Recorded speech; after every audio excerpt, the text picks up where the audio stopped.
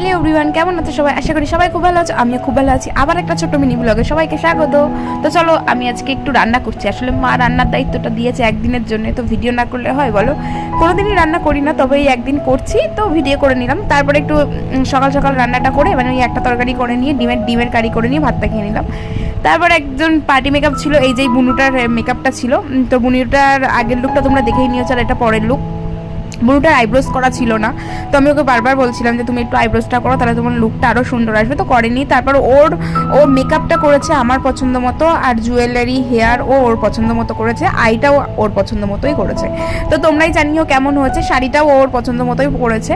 তো তোমরাই জানিও কেমন হয়েছে লুকটা। ভালো লাগলে লাইক কমেন্ট শেয়ার করো, আর পাশে থেকো।